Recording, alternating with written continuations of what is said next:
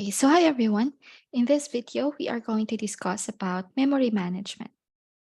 In the last week, we have discussed about monitors, how different it is from the semaphores, and also we have shown an implementation of the dining philosopher's problem using monitors. Okay, today, we are going to discuss about the basic memory management. So before we begin, let us have some scenario. Okay, suppose this is John, and John is happily coding. So what is doing is he's developing a software application that processes large amounts of data. So what the application does is it reads data from a file. So you have a large data set here, and you have an application code that reads the large data set. And what the code does is to perform complex computation on it and generate an output based on the results. So as the amount of data increases, John notices that initially the processing speed is fast, but eventually it got slower. So he does not know why, what's happening. So he is getting crazy. And suddenly the computer just stopped working. Okay, the program has crashed. So what happened? Upon investigation, John discovered that the application is inefficiently managing memory, and it has memory leaks where the allocated memory is not properly deallocated after use. And it resulted to a gradual accumulation of unused memory. So as a result, the application consumes more and more memory over time, eventually causing the system to run out of memory resources. So in this scenario, learning memory management becomes crucial. So John studied memory management concepts, identified the memory leaks in his application, and fixed them. And at this point, he loves coding again. Okay. And now here's another scenario. John is happily processing his data when suddenly a power interruption occurred. So apparently, his program has been running for 3 hours, and all the processing information is lost. So basically, the program outputs as well as the program states are all gone. And because of that, he must rerun the program. If only John understood that the program is only temporarily stored in the RAM, as you know, and will be lost if the power is turned off, then he would have been smart enough to save his outputs and program states every now and then to the hard disk, let's say, or the SSD if he's using an SSD. So, what I mean by this is um, if the program is being temporarily stored only in the RAM memory, he can save his outputs into the secondary memory like the hard disk or the SSD that he has. Okay, so in this scenario, we have understood not just two things actually, but a few things. It is important to understand how data resides in the memory, or so we can make use of so we can efficiently make use of the memory or take advantage of it. And we should also understand how the CPU processes information that resides in the memory. And we should also understand that there are different types of computer memory, like what we have mentioned. We have the RAM that only temporarily stores information, and we have the secondary memory, or say the ROM, that permanently stores data. But of course, those are just high level and descriptions. There are more differences between the two. And it is important to know the differences between these computer memory systems. And of course, knowing each would allow us to make better decisions.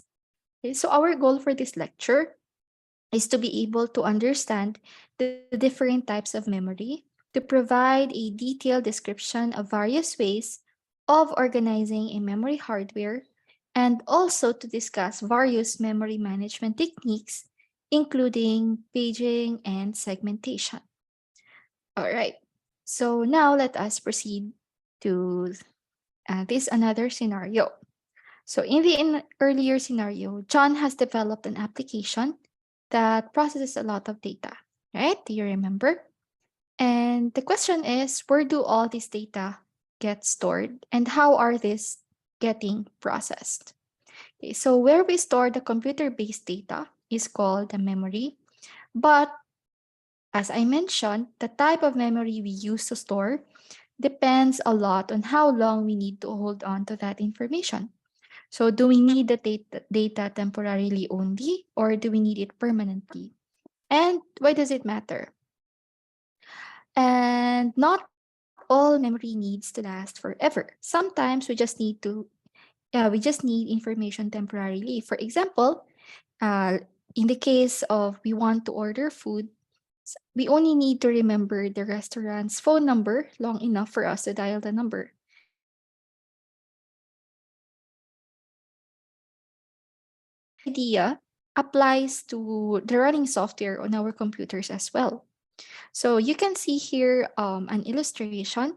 We have the hard disk, the RAM or the main memory, and also the processor or the CPU. Okay, so all the programs as well as the data are all stored in the hard disk.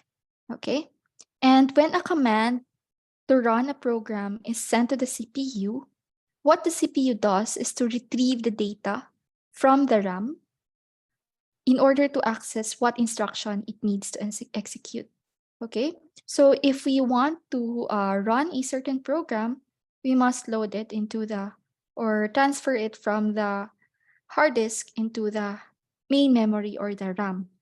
And it's the it's the CPU that retrieves the data from the RAM. Okay, so what does it do? This CPU tries to access all these instructions that it needs to execute. So why is it that the CPU fetches data from the RAM and not from the hard disk? Because it is significantly faster to access data from the RAM compared to accessing from other memory systems. Okay, so the problem only is that the data that is stored in the RAM or the instructions that are stored in the RAM are temporarily stored only. Okay, so once we exit the program, once we are done with the execution of the program, then that data is lost. Okay, so this explains why John's code execution progress is lost when there was a power interruption. Now, his alternative is to save his program outputs into a memory which permanently stores a data. And this is done by copying the data from the RAM to the secondary storage. So if we go back here, what the CPU does is to fetch instructions from the RAM and then load it in the CPU and decode it here and execute it.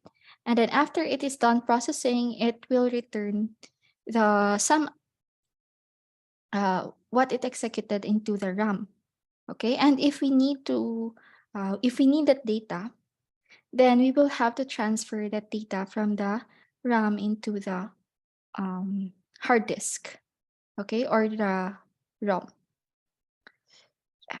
So again, his alternative is to save his program outputs into a memory which permanently stores data, which is done by copying the data from the RAM to the secondary output. So in more technical terms, so using the same illustration, so the program must be brought from the disk here, from this disk, into the memory and placed within a process for it to be run. Okay? And the CPU initiates the program execution by fetching these instructions and the data also that is needed by the CPU to execute from this main memory.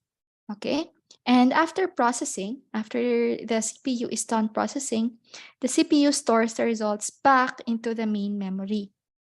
And on the other hand, this hard disk memory serves as a long-term storage medium holding data and programs that are not actively used by the CPU. So if we need the data that was sent back by the CPU, what we can do is just copy the data from the RAM into the hard disk. Okay, so do you understand here? So those information, or rather the data and instructions that are usually used by the CPU are stored in the RAM. But those data that are not actively used by the CPU, those are stored in the hard disk. Okay? So as you have seen, what do we need here? The main memory as well as the CPU. And in order for us to achieve a good na performance, both the memory and the processor should operate at similar speeds. However, this hasn't been true for over 30 years. So there is a large gap between the performance of the processor as well as the memory. Okay, as you can see here in the graph, so as the year progresses and the performance of this of the processor has significantly improved. Okay, and why is that? There was more transistor that were used, remember? But you can see here the red line that the performance of the memory has somehow not really substantially improved or progressed over the years. Okay, so yeah, the processor memory performance gap grows 50% every year. Now, the challenge is how can we develop a memory that is large, very large actually, very fast, as well as non volatile? So, when we say non volatile, it doesn't go away when the power is turned off. Okay, and in other words, how can we reduce the gap between the processor and the memory? Okay, as you can see, 50% uh, gap per year. So how can we reduce this? Okay, and when we say memory, this is how we can measure its efficiency. It should be large, meaning it can store a large capacity na information or data, and it should also be fast at processing, and it should also be non-volatile.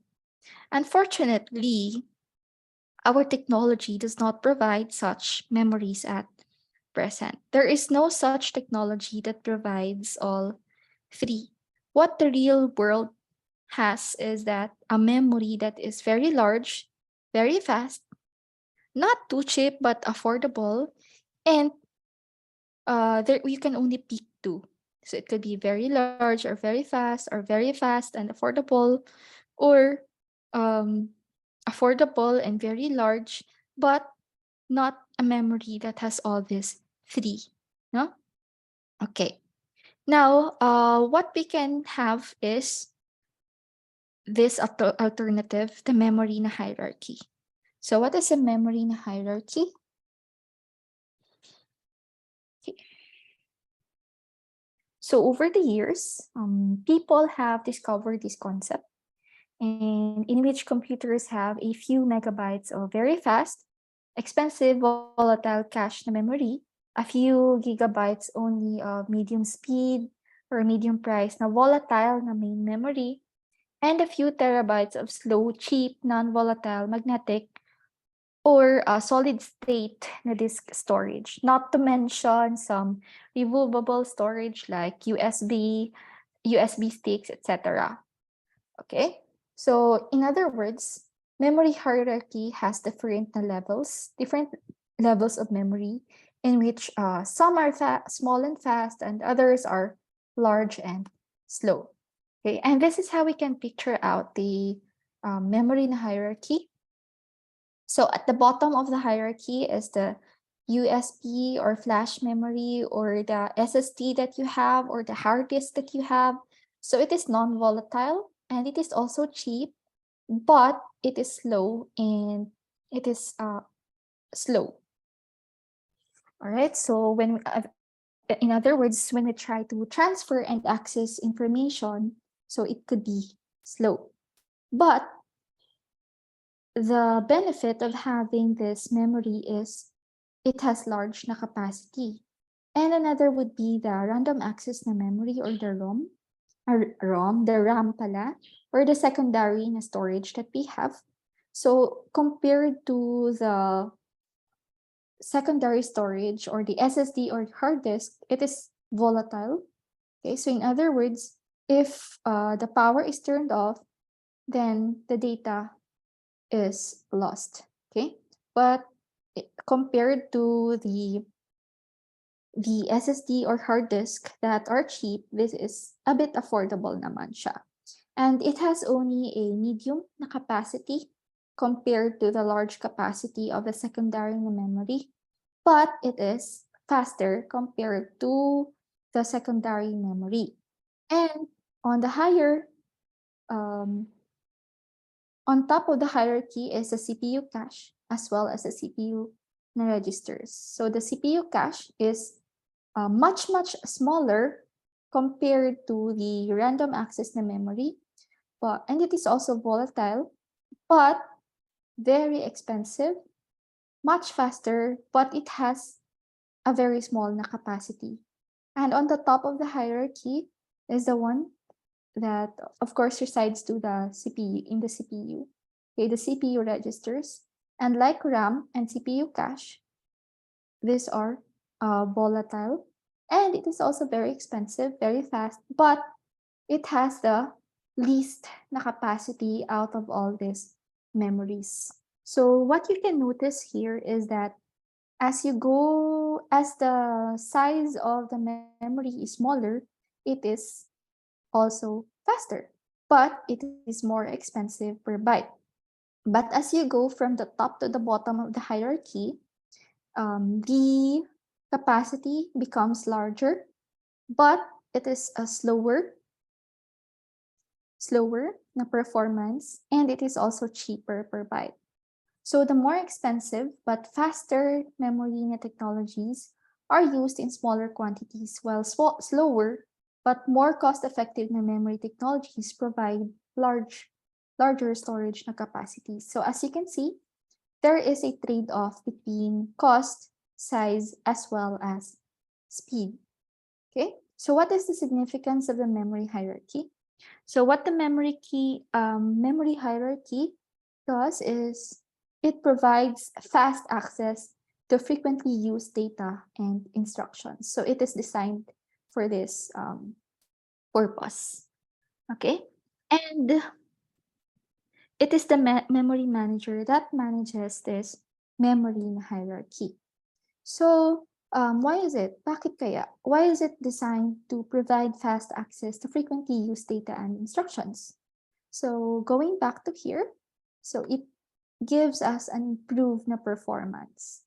So by placing the most critical and frequently accessed data that is closer to the processor in faster memory levels such as the cache as well as the CPU registers, the system then can fetch and process information more quickly. Okay? And then it also provides us an efficient resource utilization. So those frequently accessed data, as mentioned in the before slide, is stored in the faster and more expensive na memory levels like the CPU cache. But those data that are not actively used by the CPU or less frequently accessed by the CPU is stored in larger but slower na memory levels like the SSD or the hard disk that we have. Okay, and having the idea of memory hierarchy, it allows us to have memory capacity expansion. So by incorporating secondary storage devices like hard drives or solid state drives, the computer systems can store vast amounts of data beyond the limitations of the main memory. So you can think of it like this. So if we have the CPU registers, and then we have the main memory, okay, and it takes like when fetching data from the CPU to the memory, it could be slow, okay? So there are lots of waiting on the memory compared to the compared to having this instead, like when we have a cache, wherein it acts like parang parang it's like a memory where you put the frequently accessed na data. Okay, so going back here, in the main memory, you can think of accessing data from here, from the CPU to the main memory, as like going to the grocery store just to buy avocados. So, ang daming kailangang ang daming time na mako-consume para lang makabili ng avocado. Okay? But the processing takes only a few minutes. So it's the same as once you have processed or once you have already completed cooking or making a toast, so it takes only 5 to 10 seconds of eating, right? Or maybe 1 minute. So as compared to fetching the data from the main memory. Okay, what if you like avocado? And then you are craving it every 3 hours. Okay, and it's your only meal. Or let's say that's your meal for 3 times a day. So what you are going to do is to go back to the grocery 3 times a day also. That would consume a lot of your time, right? So the idea is using other memory systems, that are that are faster, faster and also closer to the CPU. Okay, so this is what we call the cache. And the cache can act like a fridge or a pantry. So why do you have to go back from the CPU to the main memory every now and then if you like avocados? So what you can do is to buy more avocados and put it in the fridge or the pantry. And if you get hungry again, you can just go back to your fridge and pantry and eat it, right? As compared to going back to the grocery every now and then and waste a lot of your time. Okay. So the takeaways here is that the memory manager manages the memory hierarchy. And this is how these memories are interacting with each other. So it is not actually true na our memory systems in the memory hierarchy are independent. Okay? So there is an interaction between the CPU na registers and your cache as well as your memory and your main memory into your secondary na memory. Okay? So as you can see here, we have the RAM as well as, or the main memory and the secondary memory. So what the main memory does is it holds the disk blocks that are retrieved from your secondary na memory. And what the CPU does is it holds the CPU cache is that it holds cache lines that are retrieved from the main memory. And the CPU registers also hold words that are retrieved from the CPU cache. And how is this possible? So it is the job of the memory manager to manage this hierarchy. Okay? So now that we have discussed the memory hierarchy, let us explain how the memory is managed by the OS.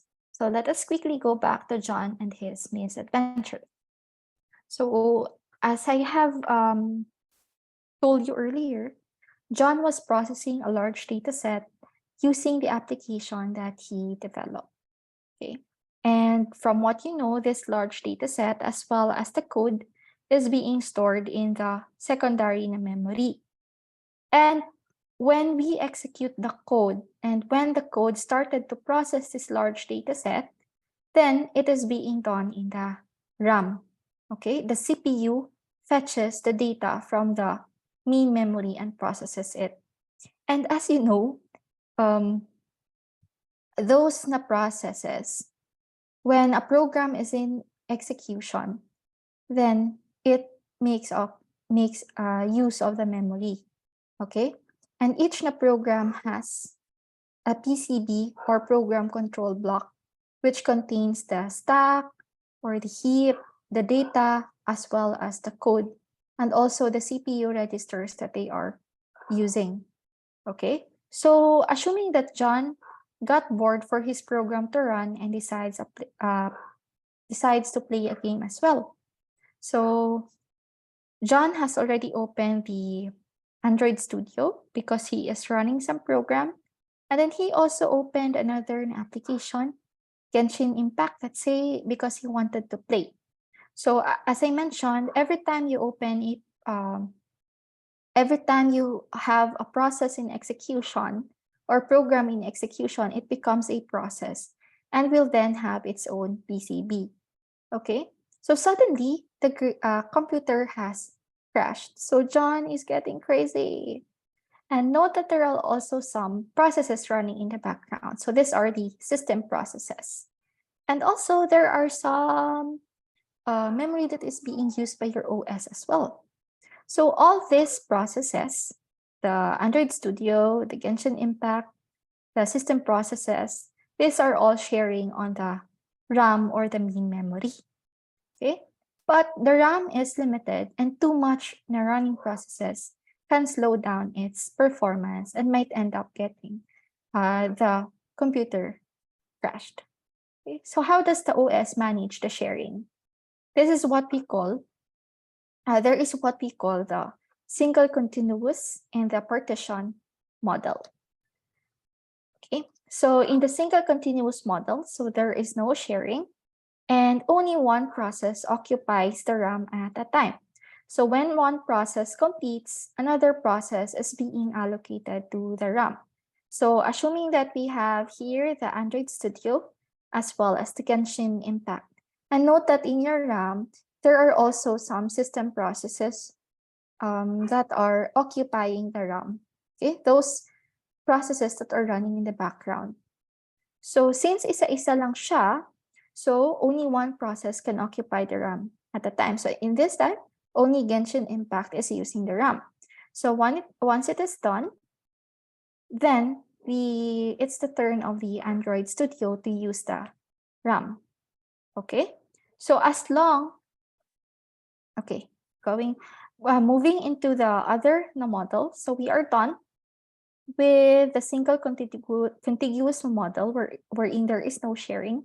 So there is also what we call the partition model, wherein in this case, different processes can share on the RAM. Okay, as long as the contiguous space is available, the new processes are allocated into the memory. So you have this RAM and it can be divided into several fixed partitions. So you can have partition 1, partition 2, partition 3, and then partition 4, wherein each partition has an associated bytes that it allows to process or load. Okay, so let's say this partition 1 has 100K bytes that it could store. This partition 2, this partition 4 allows 900K of bytes to store, partition 3, 700K, partition 2, 600K, partition 1, 500K, and of course the OS also takes some space from our RAM, let's say 100K.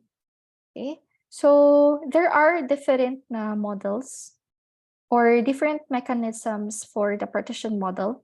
It could be that there are separate input queues for each partition. So for example, this partition is meant for interactive processes, let's say. So all those interactive processes are queued up in this partition. And then this another partition has its own queue, and this partition 4 has its own queue.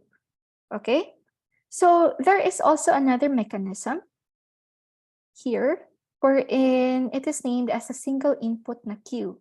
So compared to the other mechanism that each partition has a separate queue of processes, this one has only a single queue of processes. Okay, wherein let's say this process needs a memory, so it might be loaded into the partition 4, or this next process might be loaded into partition 3, and so on and so forth. So compared to this, compared to the separate na input queues, having the simple input queue is actually giving us a better na ability to optimize the CPU usage. Why is that? So for example, in this partition 2, there are no processes that are queuing on this. So this memory will be basically be unused. Okay, so it is not utilized properly. Unlike this single queue that, let's say this process maybe start in partition 4, this second process in partition 3, the third process in partition 2, and then this last process into the partition 1. Okay, so the RAM will be utilized better as compared to this where there is a separate na queue for each na partition. Okay, so the partition model actually, again, divides memory into partitions and dynamically assign to different na processes. And there are different na ways, or there are different na models for partition. So there is the fixed partitioning, the dynamic partitioning, the segmentation, and the paging. And for each of this, I will have a separate video. So you can just check it out on the playlist that I am going to upload. So thank you for listening and see you on the next video.